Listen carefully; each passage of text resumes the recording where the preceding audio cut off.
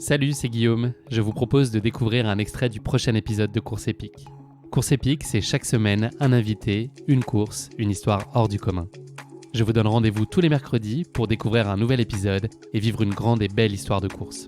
Mais avant ça, place à un extrait de notre prochain épisode.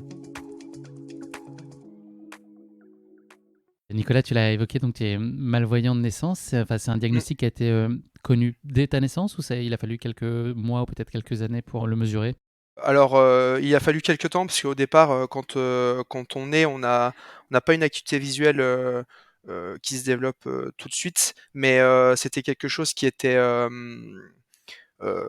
possible dans le sens où, ma mère a cette déficience visuelle. Donc, c'est génétique, mais c'est pas forcément héréditaire. Donc, typiquement, dans ma famille, mon frère et moi, on l'a eu tous les 2, mais tous mes cousins, cousines, sont pas, malvoyantes ou malvoyants. Est-ce que ça a pu poser là dans ton enfance et ton adolescence des limites sur tes envies aussi? Je pense notamment au sport, aux activités sportives. Est-ce que ça peut être un frein dans tes envies ou est-ce que ça t'a jamais empêché d'aller, je sais que tu as fait du foot, ça t'a pas limité dans ces envies de pratiquer et quand bien même c'était pas forcément très évident pour toi? Bah, si, forcément, ça m'a limité parce que, je pense que quand on est plus jeune, on se limite beaucoup plus, hem et bah, forcément, j'étais dans une campagne où, bah, je le handisport, n'était pas développé. Je pense que si j'avais grandi à Lyon, peut-être que j'aurais pu connaître le cécifoot, par exemple, plus tôt, et peut-être que j'aurais pu continuer à pratiquer. Mais c'est vrai que j'ai arrêté de faire du foot.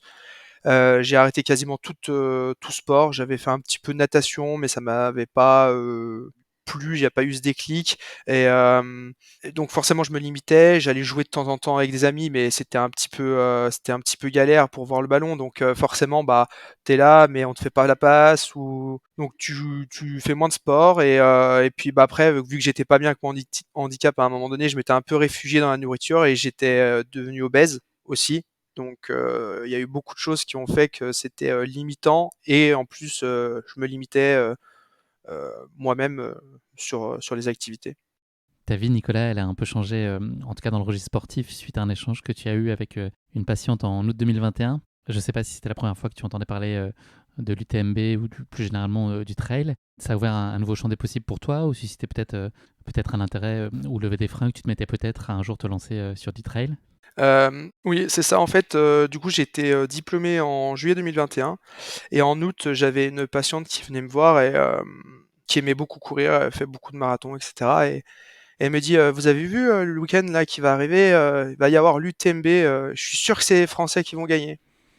Je dis: «OK», je dis: «C'est quoi l'UTMB?» parce que, honnêtement, le trail, je connaissais pas, l'UTMB encore moins. Elle me dit: «Ah, vous connaissez pas le trail, l'UTMB, Kilian Jornet et tout?» Je dis: «Alors Kilian Jornet comme ça de loin, ça me dit à peu près quelque chose et encore je sais pas trop».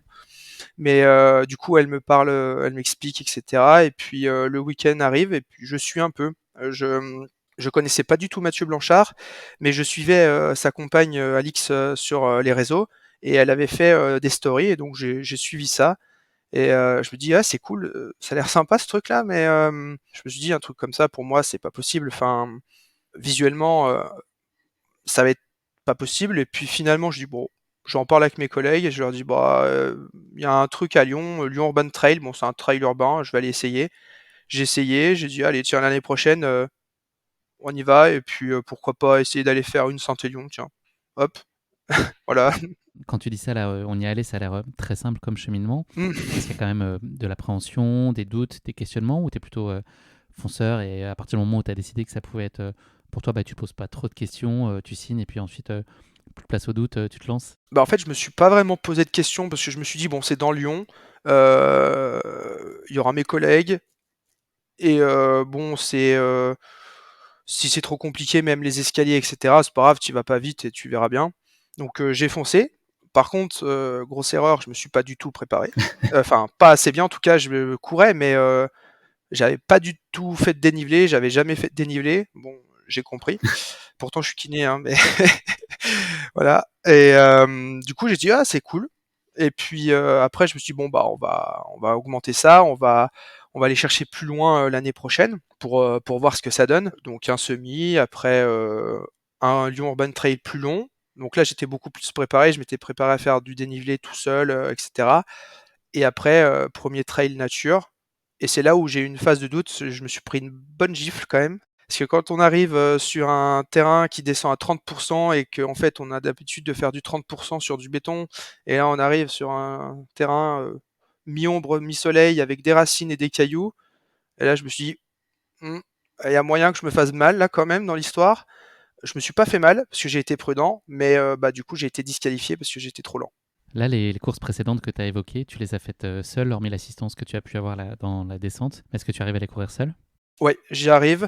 Maintenant, j'arrive à courir dans Lyon tout seul. Quand il fait nuit, c'est compliqué. Quand il fait nuit, je vais sur la zone où je m'entraîne, d'abord, en métro ou en tram parce que, heu, ça reste compliqué et le pire, c'est quand il fait nuit et qu'il pleut. Là, je vois plus rien en fait, en termes de relief et en fait, à partir du moment où il pleut, pour moi, tout a la même couleur dans la nuit. Plus, l'aveuglement des phares et cetera et je me suis dit: «Bon là, c'est quand même suicidaire de courir». À part s'il y a quelqu'un avec moi qui me dit: «Bah là, on peut traverser poteau et cetera», mais sinon, quand il pleut, c'est impossible, en ville en tout cas. Sinon, c'est dans le parc qui est juste à côté de chez moi si je fais des petites sorties, quoi.